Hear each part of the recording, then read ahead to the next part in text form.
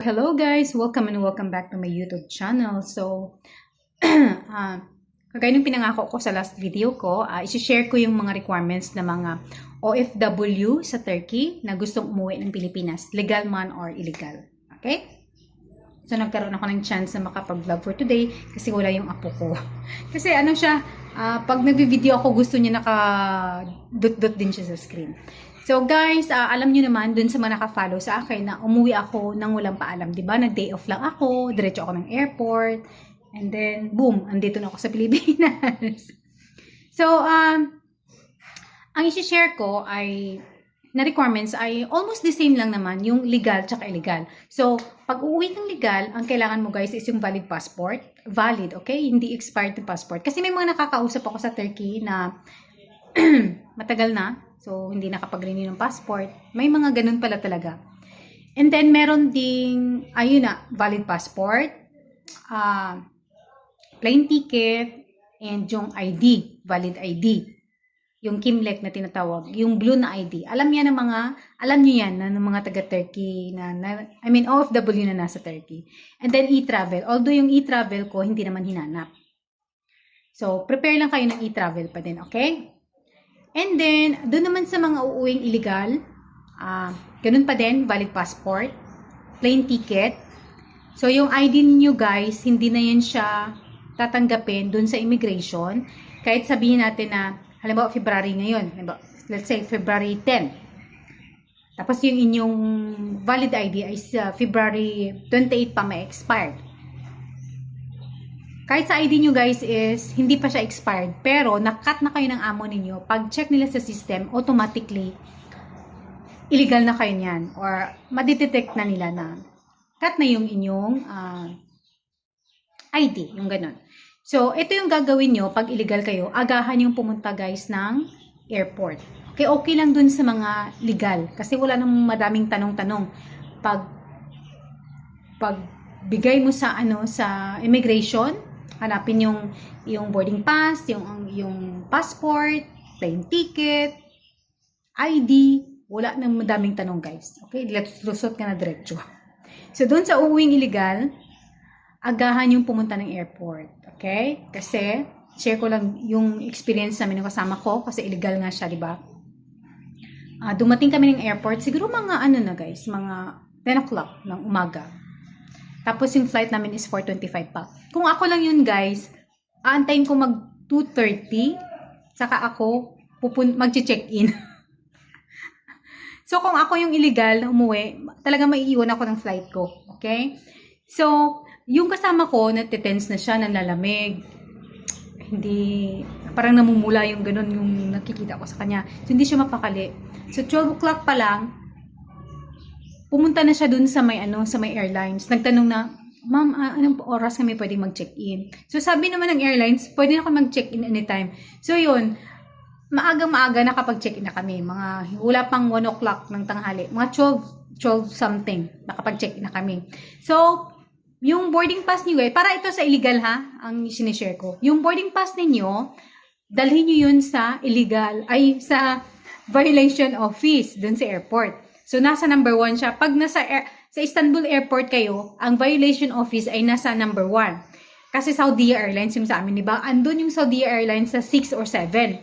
So, magkasalungat. So, after namin mag-board doon, mag-check-in pala, dinala namin yung boarding pass niya doon sa may violation office. Sa number 1. So, ang sabi daw sa kanya, hindi kasi hindi ko kasi na-elaborate sa kanya lahat-lahat. Ang sabi daw sa kanya, tinotal daw yung penalty niya kung kailan nakat yung kanyang ID. Kasi tinitalan siya ng ganyan. So sabi niya, "Sir, wala akong ganyan pera." Sabi ng officer, "Pag hindi ka nagbayad, mababan ka ng 6 months dito sa Turkey, okay?" So sabi niya, "Hindi na ako babalik, sir." O sige, pinalampas siya. So ganun pala yun guys.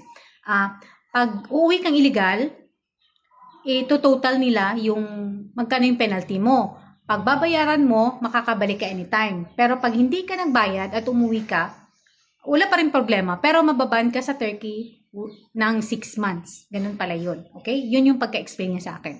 So yun, yung kanyang boarding pass, tinatakan. Yung akin walang tatak. Yung tatak pala sa boarding pass, dun yun sa violation office, manggagaling. So, pag meron ng tatak yung inyong boarding pass, guys, pila na kayo sa immigration. So, separate yung pila ng mga umuuwing illegal o yung mga undocumented na immigrants sa Turkey kaysa dun sa mga may mga documents, okay? So, mga documented. So, meron sa airport, di ba, na other nationality. So, doon ako pumila. Ang daming pila. And then, sa kabila, may Turkish nationality. So, doon siya sa isa, guys. Walang may nakalagay. Tinuro lang ng officer na doon ka magpila. Siya lang mag-isa nakapila doon. Kasi, syempre, paunti-unti lang naman yung mga umuuwing undocumented, di ba? So, isa lang siya nakapila doon. Ang problema, na-hold siya doon, guys, ng almost 1 hour. O, di ba? Na-hold siya ng almost 1 hour. Hindi mahanap yung pangalan niya sa system. Yun pala, nagka-switch yung kanyang, tawag nito, yung kanyang surname sa middle name niya.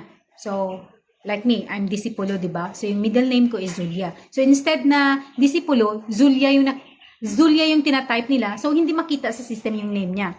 So, pag nangyari sa inyo, guys, na hindi makita ang name nyo sa system, ano nyo na lang, tawag nito, parang sabihin nyo na baka nagka-switch yung name, ganito, ganyan. Okay? Para ma-ID na kayo. Hindi ko lang alam kung intentionally yung ginawa sa kanya or what. Kasi, yun ang yung dahilan bakit siya na-hold. Pero, according dun sa mga ibang umuwi na illegal, na-hold talaga sila sa immigration ng mga 1 hour, mga ganyan. It's because of, hindi ko alam kung anong rason. Pero yung sa friend ko, kaya siya na-hold kasi ganun yung reason ng mga officer. Okay? Umiyak na siya doon. Grabe na yung tense niya. Pero sinabihan siya ng officer na hindi ka maiwan ng flight mo kasi alam namin kung anong oras yung flight mo. So, hindi mapakali yung officer. Pinuntahan talaga yung violation office. Tiningnan doon kung anong problema. Bakit hindi makita yung name niya. So, doon na find out na nag-switch yung surname tsaka middle name. So, after 1 hour, nirelease din siya. Doon na kami nagkita sa may boarding gate ng aming flight. So, yun. Sabay pa din kami umuwi. So, yun guys. Yun ang mga requirements. Okay? Gusto ko lang kasi itong i-share guys. Kasi nung pauwi kami, ang dami naming kasi nga ako uuwi ako, 'di ba, na day off lang, uuwi ako. So, natatakot ako guys sa airport, baka hindi ako makalusot. So, ang dami-dami kong mga minessage na mga umuwi, nagbakasyon, or umuwing illegal, mga ganito, ganyan. Kasi, nag-i-inquire din ako kasi yung kasama ko illegal eh. Para may idea kami. Pero, yung mga reply sa amin, although nare-reply naman kami, pero, hindi siya ganun ka 100% na mapapanatag ang loob mo. Yung ganun guys. So, ito, i-share ko, para dun sa mga gustong umuwi, legal man or illegal, na ganun yung sitwasyon sa akin, na nag-day off lang, hindi na bumalik, or yung illegal ka, uwi ka, hindi mo alam yung mga gagawin mo. Ganito lang guys, pag may passport ka, may ticket ka, yung ID mo is valid, makakauwi ka. Okay? Makakauwi ka guys. Pag illegal ka naman, may passport ka, may ticket ka, punta ka lang sa violation office, tututalan ka lang ng penalty mo. Kung magbabayad ka or hindi, depende na sa'yo yun. Kung hindi ka magbabayad, bababan ka ng 6 months. Okay? So, makakauwi guys pag gusto nyong umuwi. Hindi siya kagaya ng Middle East na kailangan ng exit visa or whatsoever. Okay? Pero, yun nga, sabi ko, pag nireport kayo ng amo nyo, kagaya ko, nireport ako na nagnakaw daw ako ng pera, tsaka alahas. So, siguro hindi na ako makakabalik. Kasi nga, pag nag-apply ka ng visa, makikita yun. Hindi ma-approve yung visa mo. Pero guys, kahit i-report pa nila ako, wala na. I don't care. Okay? Kasi hindi na ako babalik ng Turkey. Kahit offeran pa ako ng $2,000 US. Hindi ko na siya babalikan. Kasi nga, traumatized ako dun guys. Na trauma ako sa aking experience. Okay? Dun sa mga nakapag-follow sa akin, alam nyo naman, di ba, yung story ko. So, dun sa mga bago pa lang nanonood, at interesado kayo sa Turkey, go! Ayoko kayong pigilan, pero expect the worst, guys. Expect the unexpected. Kasi ako hanggang ngayon, hindi ko malubos maisip bakit ganun yung aking naging experience doon, bakit ganun yung naging amo ko. Pero hanggang ngayon, tinatry ko pa ding intindihin na siguro, very stressful din yung life niya. Kaya ako yung ginagawa niyang outlet ba. Sa akin siya nagagalit everyday, ganito, ganyan. Ayoko na i-share guys yung experience ko doon. Ayoko ko yung maging negative din. Okay, so kung gusto niyo mag-apply ng Turkey, go. Kasi meron ako mga followers na sinuwerte din naman pagdating doon, maswerte. Pero mas madami talaga yung minalas-malas.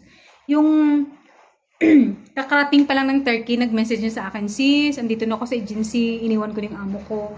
Sis, pauwi na ako ng Pilipinas, 2 months pala ako.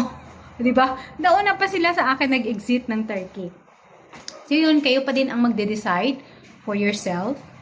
Huwag niyong isipin yung experience ko na baka maging experience yun din. Pero yun na nga, expect the unexpected pag nag-apply ka ng Turkey. So thank you so much dun sa mga hanggang ngayon.